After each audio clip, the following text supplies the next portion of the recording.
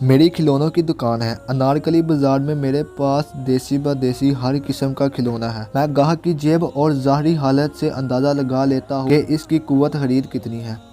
میرے پاس 100 روپے سے لے کر 1000 روپے والے بھی کھلونے ہیں۔ کافی دنوں سے میں یہ نوٹ کر رہا تھا کہ کوئی مسلسل میری دکان کی نگرانی کر رہا ہے۔ مجھے شک ہوا کہیں کوئی چور تو نہیں میری دکان کی نگرانی کر رہا ہو۔ آخر ایک دن میں نے اسے پکڑ لیا۔ ارے یہ کیا! یہ تو کوئی بچی تھی 6-7 سال کی۔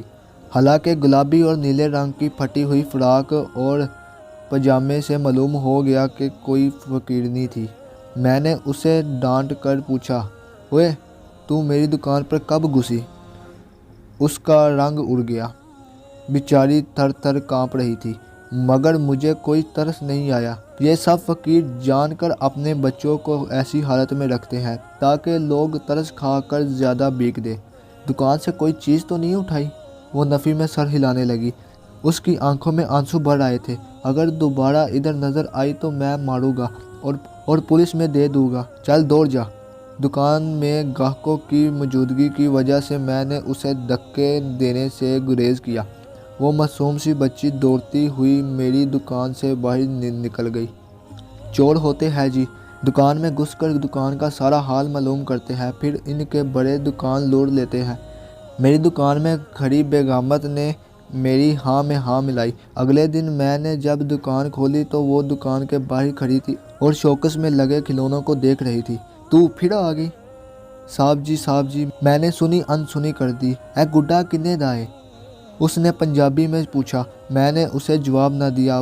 وہ پھر بولی، صاحب جی تو ادھر سے جاتی ہے کہ نہیں؟ میں نے اسے بازو سے پکڑ کے پیچھے دھکیلا۔ گندے ہاتھ نہ لگانا شیشے کو۔ وہ زور کا جھٹکا لگنے سے گر گئی، کمزور سی تھی۔ او والا کھڈونا کنے دائے؟ اب کی بار اس نے دور سے اشارہ کیا۔ میں نے اسے بھگانے کے لیے رقم 3 گنا بتا دی، 20,000 دا۔ یہ انسانی فطرت ہے کہ غریب کو اس کی غریبی کا احساس دلانے اور اپنی برتری ثابت کرنے کے لیے ہم امیر لوگ اکثر اپنی کم قیمت اشیاء کی قیمت بھی زیادہ بتاتے ہیں۔ وہ ڈال ہاؤس کے بارے میں پوچھ رہی تھی۔ رقم سن کر اسے سمجھ ہی نہ آئی کہ 20,000 کتنے ہوتے ہیں۔ دور کھڑی رہی۔ میں دکان میں چلا گیا، مگر وقتاً فوقتاً اسے دیکھنے کے لیے باہر بھی آتا رہا۔ وہ رقم سن کر جا چکی تھی۔ 2-4 دن آرام سے گزرے، وہ نظر نہ آئی یا میں نے توجہ نہ دی۔ یہ میرے ملازم نے بتایا۔ میں جب دوپہر تھوڑی دیر آرام کے لیے گھر جاتا ہوں تو کوئی بچی شوکس کے باہر بیٹھ کر خیالوں میں ڈال ہاؤس کے ساتھ کھیلتی ہے اور مجھے آتا دیکھ کر بھاگ جاتی ہے۔ اچھا؟ اگلے دن میں گھر جانے کی بجائے سامنے والی دکان میں جا کر بیٹھ گیا۔ وہ مقرر وقت پر آئی اور شوکس کے باہر بیٹھ کر اس نے اپنے ادھر ادھر دیکھا، پھر اشاروں سے کبھی ڈال ہاؤس میں موجود چیزوں کی جگہ بدلتی، گڑیا کو اوپر نیچے کرتی۔ اسی طرح کھیلتے کھیلتے اسے میرے آنے کا احساس ہوا اور وہ بھاگ گئی۔ وقت گزرتا گیا، وہ اب بھی آتی اور کھیل کر چلی جاتی۔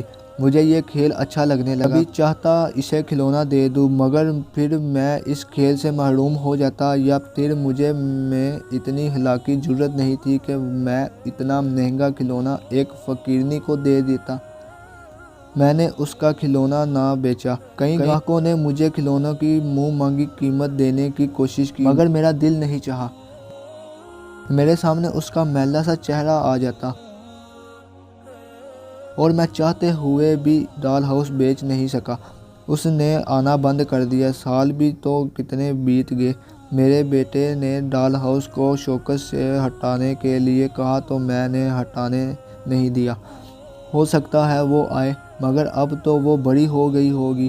احساس ندامت جینے نہیں دیتا۔ کاش میں اسے ڈال ہاؤس دے دیتا۔ اسے ڈھونڈنے کے لیے کچی بستی بھی گیا۔ وہاں تو سب کی شکلیں ایک جیسی ہیں، وہی گندے میلے اور پھٹے پرانے کپڑے۔ مگر پھر ایک دن وہ آ گئی۔ میری دکان میں ایک نوجوان لڑکی داخل ہوئی، ساتھ اس کا ملازم بھی تھا۔ ایک گڑیا گھر خریدنا ہے مجھے، وہ بولی۔ 20,000 اکٹھے کرنے میں بہت ٹائم لگ گیا مجھے، پر شکر ہے تم نے اسے بیچا نہیں۔ اس نے غمزدہ مسکراہٹ کے ساتھ یہ جملہ بولا۔ ڈال ہاؤس بک چکا تھا اور قیمت تھی۔ میرا تا حیات احساس ندامت آج کی ویڈیو یہیں تک تھی. اگر یہ ویڈیو اچھی لگی ہو تو اس ویڈیو کو لائک کر کے، شیئر کر کے اور اس چینل کو سبسکرائب کر کے بیل آئیکن کو آل پہ کر دیں تاکہ میری مزید ویڈیوز تم لوگ تک بر وقت پہنچتی رہے. اگلی ویڈیو تک کے لیے اللہ حافظ.